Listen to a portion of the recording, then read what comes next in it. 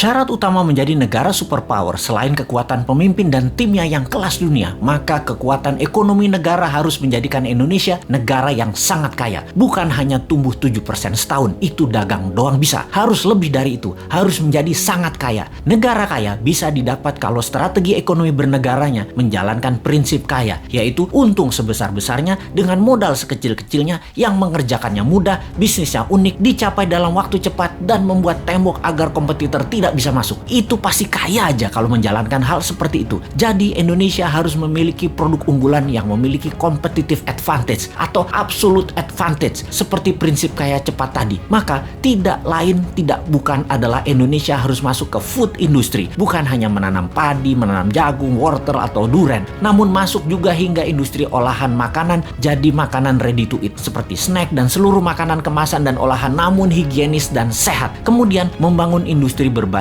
bahan baku alam mineral seperti mineral besi atau ferro sampai ke industri kapal laut, mobil, gedung, jalanan, jembatan sampai yang terkecil paku, jarum dan lain sebagainya. Ada ratusan industri hulu mineral, midstream sampai hilir yang akan tumbuh. Kunci bahan baku dan industri turunan utama seperti smelter dan refinery atau pemurnian metal semua harus di Indonesia. Termasuk Indonesia menguasai bursa tanah jarang atau rare earth dan bursa precious metal. Setelah pondasinya terbentuk, maka dalam detail prakteknya pakai dua strategi ekonomi yang terbukti bisa menumbuhkan ekonomi dengan cepat. Pertama, bottom up, dari bawah ke atas, di mana kita akan membuat UKM scale up dari 20 juta pengusaha kelas kecil saat ini, 50%-nya dalam waktu 10 tahun menjadi pengusaha kelas menengah, dan 50% kelas menengah tadi menjadi kelas besar dengan pinjaman 0% menggunakan printing money. Yang diutamakan adalah industri serta manufaktur. Yang kedua adalah trickle down, dari atas ke bawah, di mana kita akan membuat 1000 konglomerat baru. Program ini bernama Bossman Boys. Setiap provinsi akan diseleksi mereka yang nasionalis, sudah memiliki pengalaman bisnis minimum 10 tahun, sudah memiliki organisasi dan tim manajemen yang tangguh. Mereka rata-rata akan diberikan standby loan 5 triliun rupiah tanpa bunga yang harus dikembalikan dalam 7 tahun utuh. Seleksinya nasional berdasarkan prestasi, meritokrasi sistem. Yang terpenting karakternya adalah NKRI garis lurus, visioner, agresif, dan terukur. Oligarki mules nih kalau program ini dijalankan. Makanya jangan pilih Mardigu jadi presiden.